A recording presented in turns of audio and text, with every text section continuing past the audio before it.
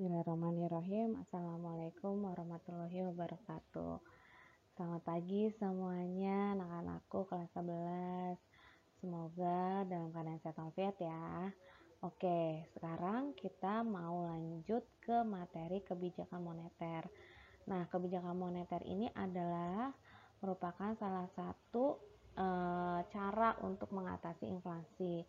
Kalau sebenarnya sih ada dua caranya, yaitu adalah kebijakan moneter dan kebijakan fiskal. Kalau kebijakan moneter itu lebih kepada uangnya, kalau fiskal itu lebih kepada kebijakan pajak yang dikelola oleh pemerintah. Nah, kita akan bahas dulu nih kebijakan moneter ya. Di sini kebijakan moneter itu apa sih, ya kan? Itu nanti kita bahas di pengertian. Lalu kebijakan moneter itu ada apa aja jenisnya, lalu tujuannya apa dan instrumennya apa aja, kayak gitu. Jadi kebijakan moneter itu adalah kebijakan pemerintah yang melalui Bank Sentral atau BI sebagai pemegang otoritas moneter untuk mengendalikan jumlah uang yang beredar di masyarakat dalam rangka mencapai kestabilan ekonomi. Lalu jenis kebijakan moneter itu ada dua, ada yang melalui moneter ekspansif, ada yang kontraktif. Di sini nanti saya jelaskan ya. Nih, kebijakan ekspansif itu apa? Nah, kebijakan ekspansif itu adalah merupakan kebijakan yang diambil untuk meningkatkan jumlah uang yang beredar. Kemudian tujuannya apa? Tujuannya adalah untuk mengatasi pengangguran dan meningkatkan daya beli masyarakat. Jadi dia di sini lebih kepada jumlah yang beredarnya itu banyak atau sedikit di kalangan masyarakat. Kalau sudah semakin banyak, maka segera dilakukan kebijakan ekspansif, kayak gitu ya, agar tidak terlalu banyak uang di masyarakat dan inflasinya juga tidak terlalu tinggi. Lalu kalau kontraktif di sini yaitu adalah kebijakan moneter yang digunakan untuk mengurangi jumlah uang yang beredar yang dapat mengatasi inflasi. Dan di sini biasanya dia itu cara mengatasinya dengan mengurangi penyebab inflasi seperti kebijakan uang ketat. Jadi lebih kepada kalau mau memberikan kredit itu dilihat-lihat dulu siapa yang mau minjem uang kepada bank supaya uang itu nggak terlalu banyak yang beredar. Jadi kalau misalnya orang nih, kan sekarang banyak wirausaha. Nah, kalau wirausaha itu kan butuh modal. Modalnya dari mana? Modalnya itu dari bisa aja dia minjem dari bank gitu. Nah, bank itu juga harus bisa menseleksi kira-kira siapa nih yang orangnya bisa bayar atau usahanya bisa berjalan dengan lancar. Kalau kiranya tidak bisa, yaitu harus dipelajari dulu gitu ya, atau mungkin tidak bisa dikasihkan pinjaman. Kemudian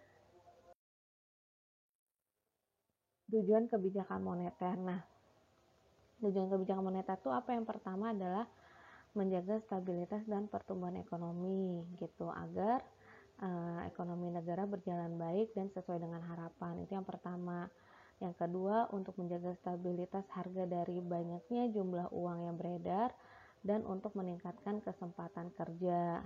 Kemudian yang ketiga, untuk memperbaiki posisi neraca perdagangan dan neraca pembayaran jika negara mendevaluasi mata uang rupiah ke mata uang asing, seperti itu.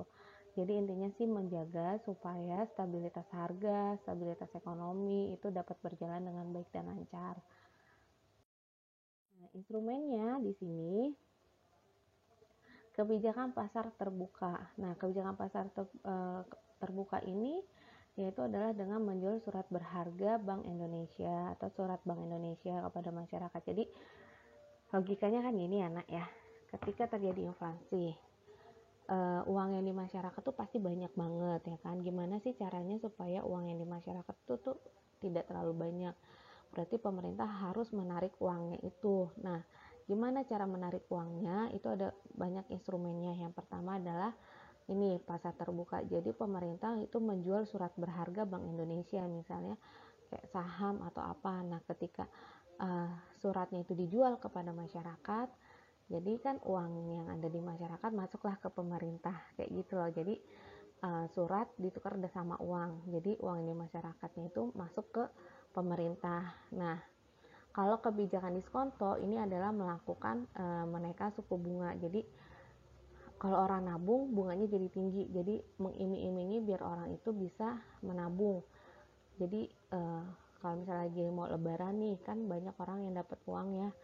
Nah kalau mau lebaran kayak gitu berarti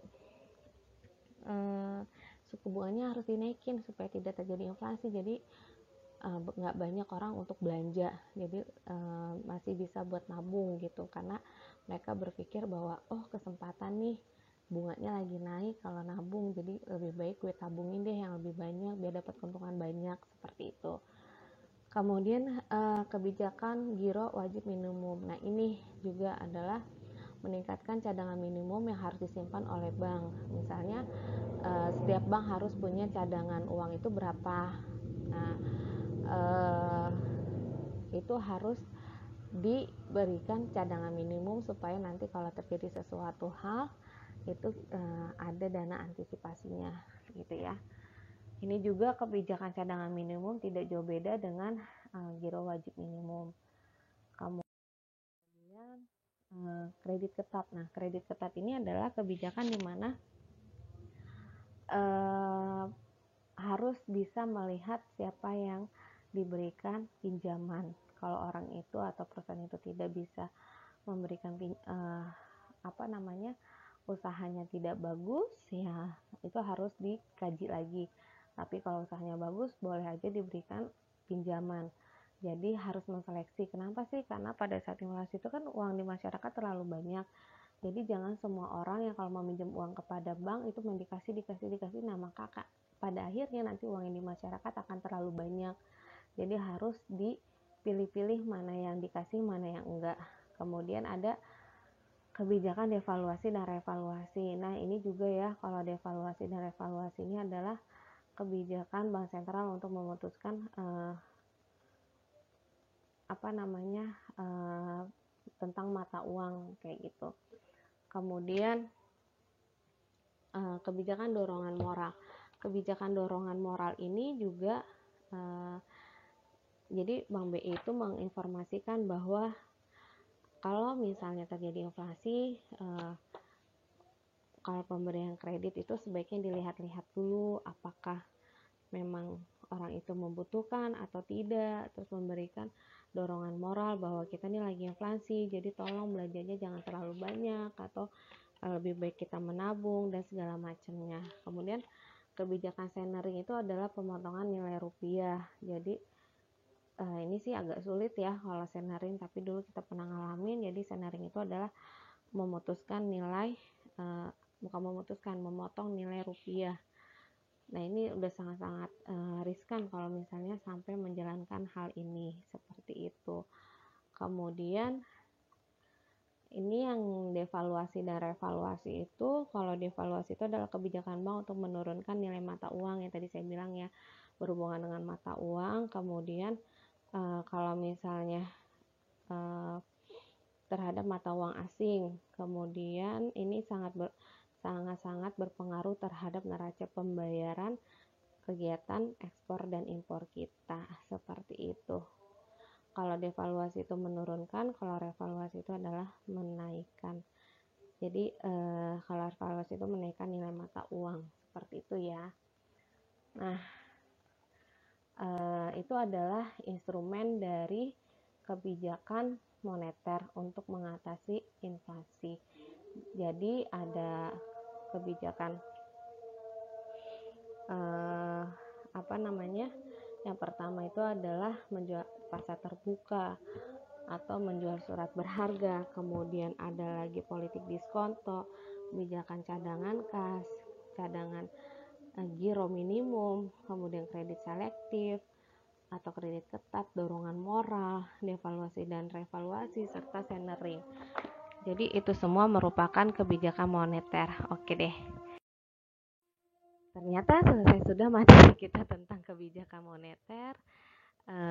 Kembali lagi saya ingatkan, kalau ada yang kurang paham bisa hubungi saya atau bisa komentar, atau kalian bisa mengulang lagi video yang sudah saya berikan ini. Kemudian saya rasa kalian juga bisa menambah ilmu dari berbagai sumber. Saya rasa cukup ya sampai di sini. Wassalamualaikum warahmatullahi wabarakatuh, dan semoga ilmu kita hari ini bermanfaat untuk kita semuanya. Dadah anak-anakku, sampai ketemu lagi di sesi kebijakan fiskal. Dah.